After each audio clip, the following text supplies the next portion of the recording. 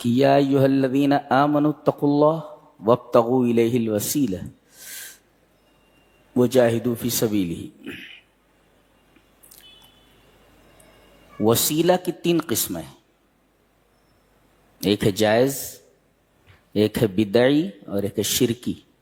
ایک جائز وسیلہ ہے اور ایک بدعی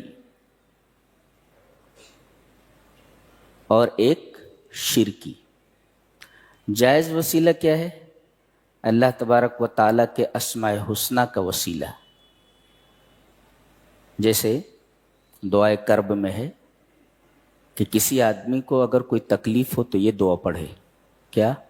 اللہم انی عبدک ابن عبدک ابن امتک ناصیتی بیدک ماضٍ فی حکمک عدل فی قضاؤک اسألک بکل اسم هو لک سمیت به نفسک او انزلتہ فی کتابک او علمتہ احدا من خلقک او استاثرت به فی علم الغیب عندک ان تجعل القرآن ربیع قلبی ونور صدری وجلاء حزنی وذہاب ہمی وغمی۔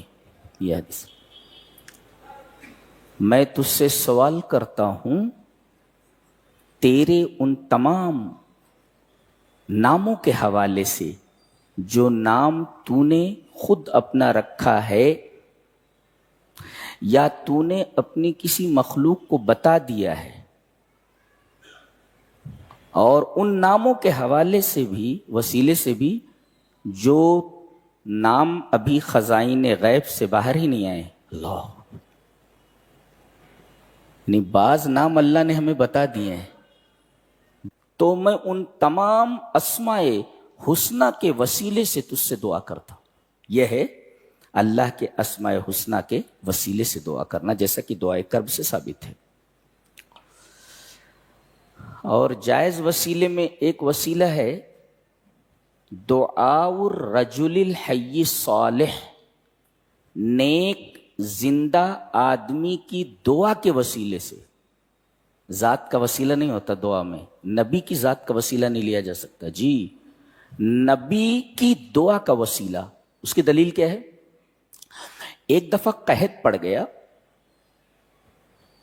تو حضرت عمر رضی اللہ تعالیٰ عنہ حضرت عباس ابن عبد المطلب، جو اس وقت مدینہ میں سب سے بزرگ تھے، بڑے نیک تھے، ان کے پاس آئے اور کہا کہ چلیے اللہ سے دعا کیجئے۔ دیکھیے عباس ابن عبد المطلب ایک نیک آدمی ہیں، زندہ ہیں، ان کی دعا کے وسیلے سے بارش مانگی جا رہی ہے، اور وہیں نبی کریم صلی اللہ علیہ وسلم کی قبر مبارک ہے سامنے ہی۔ وہاں جا کر کے بارش کے لیے دعا نہیں مانگی جا رہی ہے۔ ہاں، تو دعاء الرجل الحی الصالح، نیک آدمی ہو، زندہ ہو، اور اس کی دعا کا وسیلہ ہو، نہ کہ اس کی ذات کا۔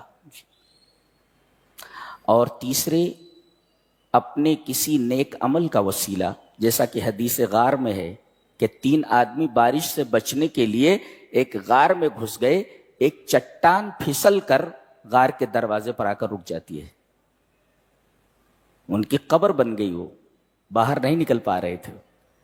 تو تینوں نے یہ طے کیا کہ اپنی اپنی زندگی کے کسی نیک عمل کو سامنے رکھ کر کے اس کے حوالے سے، اس کے وسیلے سے دعا مانگی جائے۔ تینوں نے ایک ایک عمل، جیسا کہ آپ کو معلوم ہے، ایک ایک عمل کا وسیلہ لے کر کے دعا مانگی، اور ہر بار چٹان تھوڑی تھوڑی سرک جاتی تھی، یہاں تک کہ تیسرے نے جب اپنے عمل کے وسیلے سے دعا مانگی تو چٹان اتنی نیچے آ گئی کہ اس سے آدمی باہر نکل سکتا تھا۔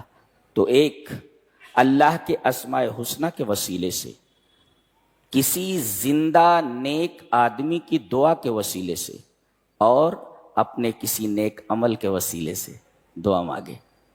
جی، کہے اللہ سے، اے اللہ میں نے ایک عمل کیا تھا، اگر وہ عمل تجھے پسند ہے تو میں اس عمل کے حوالے سے، وسیلے سے دعا مانگتا ہوں کہ میری یہ دعا قبول کر لے۔ جی، یہ ہے جائز دعا جس کی 3 شقیں، اور ایک ہے بدعی دعا، جیسے کسی کے جاہ سے دعا مانگنا، کسی کے طفیل سے، محمد کے طفیل سے یہ دعا قبول کر لے صلی اللہ علیہ وسلم، جائز نہیں ہے. جی جی، کسی کا طفیل بجاہ نبی صلی اللہ علیہ وسلم، ہذا غلط، صحیح نہیں ہے. یہ شرک تو نہیں مگر وسیلے شرک ہے. اور تیسرا جو شرکی ہے، کسی مردے سے دعا مانگنا، کسی قبر کے اوپر جا کر کے اس سے استمداد کرنا کہ بابا میرا یہ کام کر دیجئے، تو چونکہ یہ استمداد بالموتى ہے، استمداد بالمیت ہے، ہذا حرام، شرک ہے یہ. لہذا یہ 3 قسم کے وسیلے ہیں جس میں ایک جائز ہے، ایک بدعی ہے اور ایک شرکی ہے. ایک جائز، ایک وسیلے شرک، ایک ڈائریکٹ شرک. جی.